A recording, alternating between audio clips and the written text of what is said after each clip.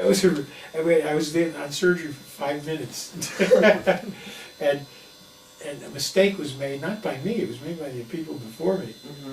But the chief resident, who was really a bad guy, came running in front of like 75 patients and nurses and other doctors, said, "You killed him."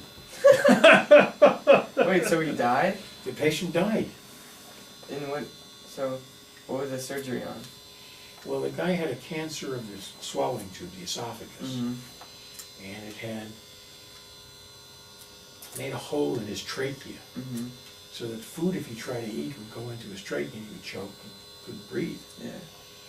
So they had to find a way to nourish him, and they took a loop of his colon, and they just cut it out like this, and they reversed it, because peristalsis goes one way.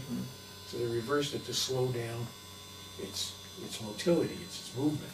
And they connected it in the neck, and then they connected it to the stomach. So they bypassed the tumor. When I saw this guy, he had bandages from here down to his knees, and a few pipes coming out of here and there. I don't know what the heck was going on with him, and he was starting to turn blue. And so I think, well, what did I do? I increased the oxygen from 3 liters to 4 liters. I really didn't know what to do. And about 3 minutes went by, and this head resident came charging in and said, "You killed him." Because the guy died just right then and there. And it's a long story, but what happened afterwards was they had what they called death and complications rounds with the chief of the service, who was our professor, Ivan Baranovsky, who they called the Iron Baron, and because he was just tough as nails. And he was sitting in the back of the room, and the resident presented the case, and he said, "We did this with the surgery and that with the patient," and then the intern killed the patient. I swear to God, Glenn. And this was the surgical grand rounds at Mount Sinai in New York. So people came from Connecticut, and Jersey, and, Poughkeepsie up in New York. Did they point to you and say, "And this intern killed him"? I didn't do that. But I mean, I'm sitting there, my face is like scarlet. I want to die. And all of a sudden there's like dead silence. Because all the attendings who were there know you don't blame the intern when you're chief of service. And so there's this death silence, and all of a sudden they start stamping their feet on the floor like this.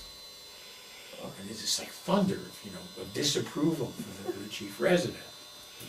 And then slowly from the back of the room, the chief of the service, the Iron Baron, comes slowly down, and he said, "The intern didn't kill the patient." He said, "We did." And what they had done was they hooked up positive pressure oxygen through an intratracheal catheter. So they blew a pneumothorax? So they just blew the lung out. It was just mechanically a mistake, the way they did it. And the reason why you blow the lungs out is this tube goes through the vocal cords, but it irritates them, so they swell up. And if they swell up around the tube, the air can go in, but it can't come out. So it blows a hole in the lung. And that's what killed the patient. So he said, he said, be very dramatic. He said, "And this is the second time this has happened in my career, and if it happens again, I'm going to hang up my stethoscope." And there's this roar of approval from all of the attendings, which felt great, but it didn't change anything with the chief resident. So my time on surgery was hell. And then the other guys, the place was so competitive that if somebody was like in bad with the chief, nobody came near me. I was like there all by myself. It all happened 5 minutes after I arrived on surgery. First impressions. Yeah, the first impression, So that was out of the question, anything surgical. But I think, Elliot, really the truth is I liked things that were kind of intellectual, puzzling, figuring things out. I was less mechanical than a lot of the guys who liked the surgery stuff. Wasn't that great with my hands, and so that's probably what I gravitated towards, what I did well. Okay, what do you remember most about raising children? How difficult your dad was.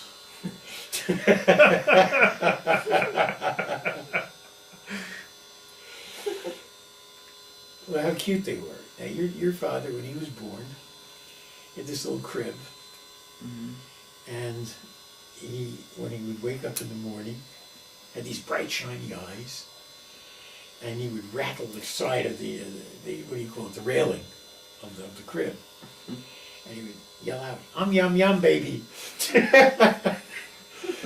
which is what Grandpere, said to him when she was feeding him. Said, yum yum, baby," and he would come back with that line.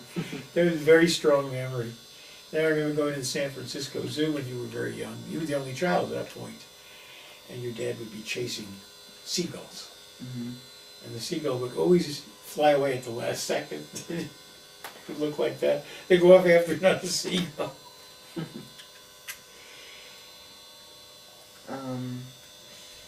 Why did you move to California? Good question.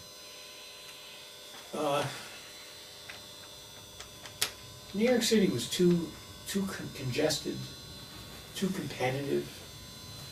My experiences at Mount Sinai, where I was an intern, weren't all that terrific. I wanted a place that was a little more laid back.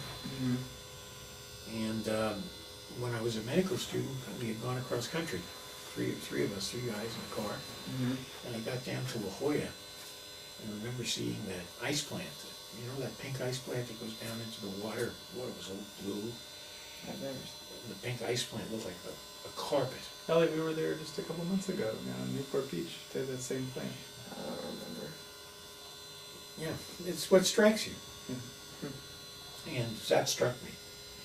And I just thought it's the most beautiful place I've ever seen in my life. And the sun was shining and all. And New York was either hot as hell in the summer and humid, you're just covered with sweat, or freezing in the winter, the wind blowing, and snow and sleet. So I thought, well, Grandma and I had just gotten married. And I thought, well, why don't I finish my training out in California to see what it's like. And once we got out here, somebody made an offer to me of sharing a practice. So that's just sort of how it happened. Okay, cool. Was college fun for you? Oh yeah. College years were great. Army years were even better. Really? Because that was all play. You got to know people. College was work and play. But I really loved Columbia. And I just thought it was the greatest place on earth because I come from Brooklyn, from this little neighborhood. Yeah, and go to the city. And when I went to New York City, and on 116th Street, right through the middle of the campus, in those days you could drive through. And I don't know, I counted the cars from whether it was 16 states or 28 states. It was like, I'd never seen a car from Minnesota, or Alabama, or Utah. And they had all these different cars, it just looked to me like so interesting that these people came from all over. Then I met the students. And one of my good friends was from Greece, and another one was from the Deep South. These are the kind of people I never met before. So it was a lot of fun in Columbia. I was in the band at Columbia too, and I was on the newspaper. And we stayed up late at night discussing things that we thought were very important, but that I can't even remember now.